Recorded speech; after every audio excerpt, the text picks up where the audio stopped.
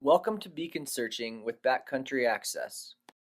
Hi folks, it's Steve Christie here from Backcountry Access. We've just finished up some product testing this morning and we thought we'd take the time to work on a multi-part instructional and educational video series on proper beacon search technique, proper probing technique, and proper shoveling technique.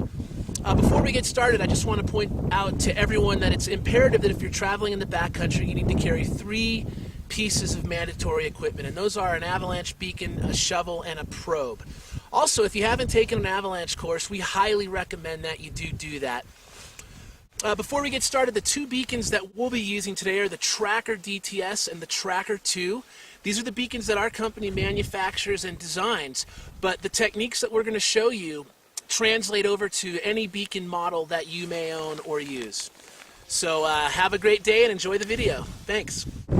We recommend that you turn your beacon on as soon as you put it on, before leaving the trailhead, and don't take it off or turn it off until you're back at the car, at the end of the tour, your ride, or back at your house. You want to have the beacon directly under your outer layer for easy access, not on the outside of your body, and you don't want it buried under multiple layers, making it difficult to deploy if needed in an avalanche situation.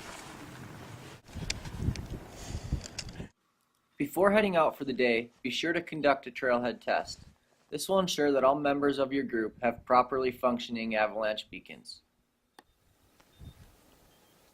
There are four phases to any avalanche beacon search: the signal search, the course search, the find search, and the pinpoint search.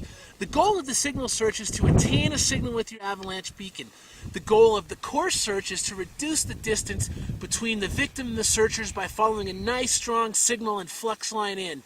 The goal of the find search is to be at 3 meters and hit the snow surface, really get close to that victim. And the goal of the pinpointing search: get your probe out, determine the exact depth and location of the victim, and begin shoveling. We've got a scenario behind us that's about 40 meters wide. We're going to have two searchers come down in parallel and do a single avalanche beacon search. Whoa, Steve just got caught in a slide over there. We need to get down there and find. Looks like we're good here, safe from any other avalanches. Let's get into search mode and get down there. You got a signal? I got nothing. I don't either. We last saw him over there, so let's head that way and find him. All right, let's go. Be sure to spread out 20 meters apart and cover the entire slide path. Whoever picks up the signal first should follow it all the way in. Once the distance reading on your avalanche beacon gets to 3 meters or below, get low and begin bracketing to verify the lowest reading. While one searcher is conducting the beacon search, the other should be getting ready to probe. Once the lowest reading has been confirmed, it's time for your pinpoint search.